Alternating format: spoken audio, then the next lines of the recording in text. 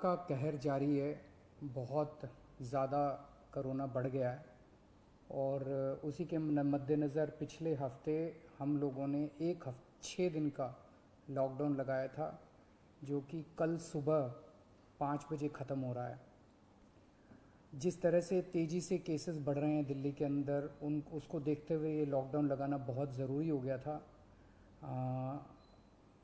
ये एक तरह से आखिरी हथियार है कोरोना के से डील करने के लिए, लेकिन जिस तरह से केसेस बढ़ रहे थे ये आखिरी हथियार इस्तेमाल करना ज़रूरी हो गया था।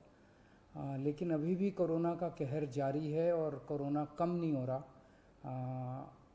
तो इसीलिए उसके मद्देनज़र कई लोगों के भी, जनता के बीच में भी जब हम लोगों ने बात करने की कोशिश की, सबका मत यही है कि लॉकडाउन को भी और बढ़ाना चाहिए। तो लॉकडाउन को दिल्ली के अंदर 1 हफ्ते के लिए और बढ़ाया जा रहा है, अगले सोमवार को सुबह 5 बजे तक के लिए। इस दौरान हमने देखा, लॉकडाउन के दौरान, की संक्रमण दर, पॉजिटिविटी रेट जिसको कहते हैं, ये लगभग 36-37% तक पहुंच गई। आज तक इतनी संक्रमण दर हमने दिल्ली में तो नहीं देखी, बाकी दुनिया भर में हो सकता हुई हो कहीं पे, लेकिन 36-37% तक संक्रमण दर पहुंच गई। पिछले 1-2 दिन से थोड़ी सी कम हुई है, आज 30 के नीचे आई है, 29 पॉइंट कुछ आई है। मैं ये नहीं कह रहा कि कोरोना ख़त्म होने की दिशा में जा रहा है, लेकिन ये अभी तथ्य हैं, अभी और कुछ दिन देखना पड़ेगा। हो सकता है बढ़ जाए, हो सकता है कम हो, लेकिन हम भगवान से प्रार्थना करते हैं कि कोरोना से हम लोगों को मुक्ति मिले। पिछले कुछ दिनों से हम देख रहे हैं कि दिल्ली में ऑक्सीजन की काफ़ी ज़्यादा समस्या हो रही है। दिल्ली में ऑक्सीजन की काफ़ी कमी महसूस हो रही है।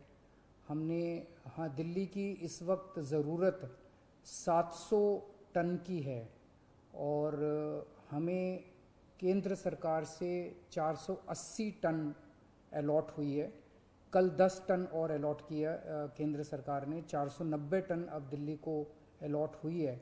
लेकिन ये पूरी अलॉटमेंट भी अभी दिल्ली में नहीं आ रही है, इसका भी काफ़ी कम, एक तरह से कल 330-335 तक ही दिल्ली पहुंची है।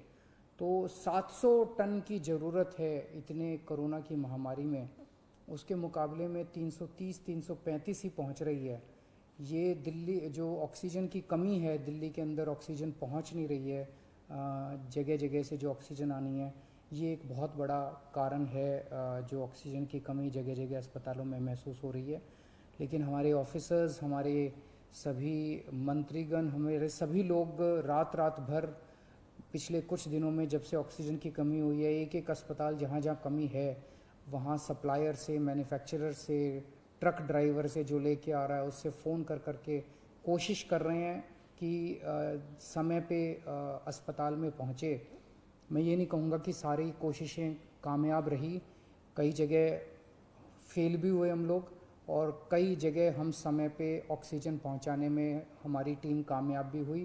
तो सबसे पहले तो मैं उनको जो रात रात भर काम करके और अस्पतालों तक ऑक्सीजन पहुंचाने की जो लोग भी कोशिश कर रहे हैं, उन सबका मैं धन्यवाद करना चाहता हूं कि इतने मुश्किल समय में इतनी मेहनत कर रहे हैं। क्योंकि ऑक्सीजन इतनी इस वक्त कीमती है, इतनी कम है, तो उसका मैनेजमेंट करना बहुत ज़रूरी है। तो उसको मैनेजमेंट करने के लिए भी अब कल से ठोस कदम उठाना चालू किया। हमने एक वो पोर्टल टाइप बनाया है और ऑर्डर जारी कर दिए गए हैं, जिसमें हर 2-2 घंटे में मैन्युफैक्चरर से लेके और अस्पताल तक, एंड यूज़र तक, हर एक को 2-2 घंटे के अंदर अपनी ऑक्सीजन की पोजीशन बतानी पड़ेगी। कि मैन्युफैक्चरर को बताना पड़ेगा कि पिछले 2 घंटे के अंदर कितने ट्रक उसके निकले, सप्लायर को बताना पड़ेगा कि कितने ट्रक उसके दिल्ली के अंदर, दिल्ली की तरफ जा रहे हैं, अस्पतालों को बताना पड़ेगा कि पिछले 2 घंटे में कितनी इस्तेमाल हो गई, कितने घंटे की और बच गई। ये सारी चीज़ें ताकि दिल्ली सरकार को पता रहे कि कहाँ कमी आने वाली है। तो इसके अलावा केंद्र सरकार से काफ़ी सहयोग मिल रहा है। कल भी पूरा दिन केंद्र सरकार के अलग अलग मंत्रालयों के साथ हमारे ऑफिसर्स की टीम बैठी रही, और दोनों टीमें, केंद्र सरकार और दिल्ली सरकार, अच्छे से मिल के काम कर रही हैं और कोशिश की जा रही है कि जो भी सप्लाईज़ आने में दिक्कत हो रही है उन दिक्कतों को दूर किया जा सके। और मैं समझता हूँ कि आने वाले कुछ दिनों के अंदर ये बहुत ज़्यादा अफरा तफरी का जो आलम है ये ठीक हो जाना चाहिए। कल हम पूरी कोशिश कर रहे हैं कि जहाँ से भी, और केंद्र सरकार से तो मदद मिल रही है, और भी जहाँ से भी हम लोगों को ऑक्सीजन मिल सके, ऑक्सीजन के टैंकर मिल सके, पूरे देश से, दुनिया भर से हम पूरी कोशिश कर रहे हैं। कल देश के सभी मुख्यमंत्रियों को मैंने चिट्ठी लिखी है कि अगर आपके यहाँ, आपके राज्य में, गवर्नमेंट में या किसी कंपनी में कोई ऑक्सीजन की पॉसिबिलिटी हो तो हमें ऑक्सीजन मुहैया कराइए, ऑक्सीजन टैंकर मुहैया कराइए। कुछ एक राज्यों के साथ बातचीत भी शुरू हुई है। जब भी कुछ कॉन्क्रीट नतीजे आएंगे मैं आपको ज़रूर बताऊंगा। लेकिन बहुत ज़्यादा कठिन परिस्थिति है। इन कठिन परिस्थितियों के अंदर सब मिल के काम कर रहे हैं। मैं उम्मीद करता हूं कि ये जो इतनी बड़ी इमरजेंसी क्रिएट हो गई है, इससे हम लोगों को जल्द छुटकारा मिलेगा। बहुत बहुत शुक्रिया।